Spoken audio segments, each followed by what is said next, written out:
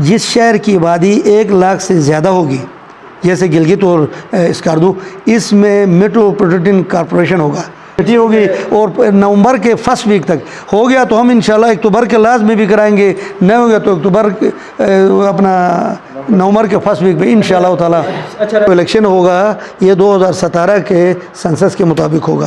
جو آدمی 26ویں ترمیم کے مخالفت کرے گا وہ گلگت بلتستان کا غدار ہوگا۔ 2017 کا الیکشن ایک دراوی ہے، اس کے ڈیفیکشن کلاس جو ہے 231 ہے، آرٹیکل سیکشن 231 میں لکھا ہوا ہے کہ جو آدمی اس کنڈیشن پر فلفل نہیں ہوگا 62-63 کا، 63A کا ذکر نہیں ہے، جو آپ کہہ رہے ہیں نا وہ 63A میں، وہ 63A ادھر حاوی نہیں ہے۔ Local government act, Gilgit Baltistan local government act 2014، دوسرا میں اس نے لکھا، انہوں نے لکھا کہ it extend two whole of Gilgit Baltistan.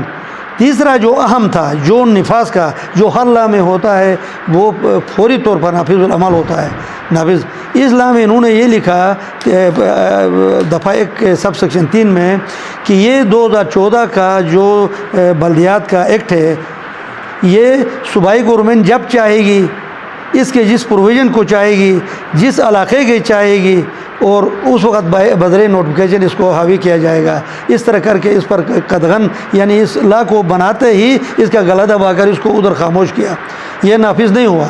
وہ اس کے بعد میں نے اس پر جب میٹنگ ہو گیا، اس پر ہم نے کہا کہ بھائی اس کے جو قدغن ہم نے لگایا ہے اس کو ہٹا کر اس کو نافذ کیا جائے فوری طور پر۔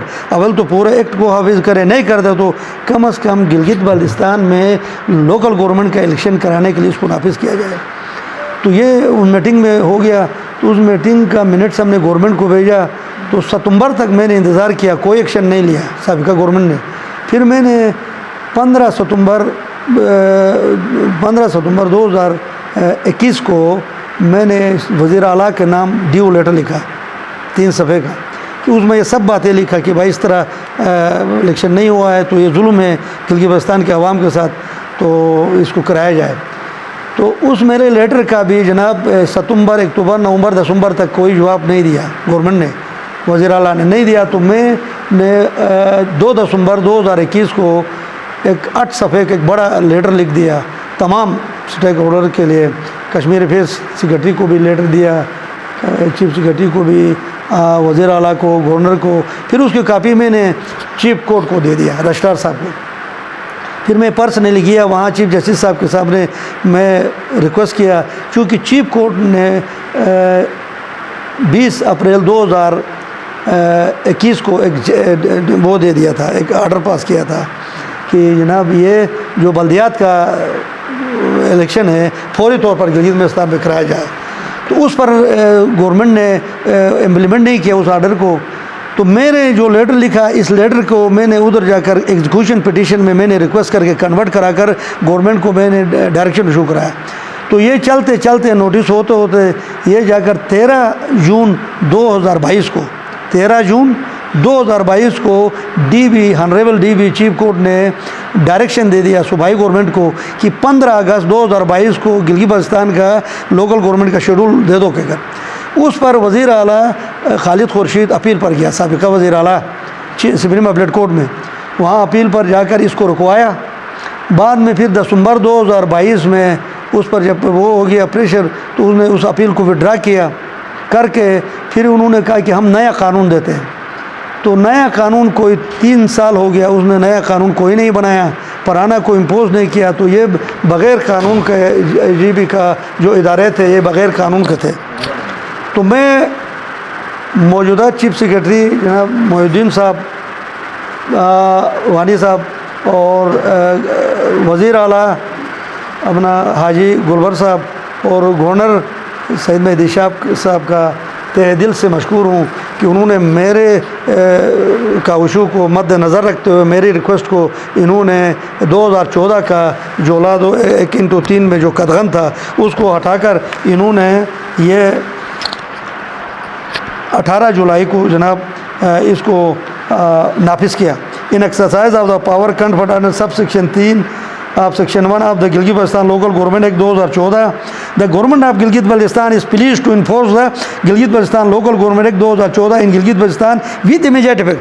पूरे के पूरे कानून को मैं वज़ीर आला का भी शुक्रिया करता हूँ कि पहले कैबिनेट के पहले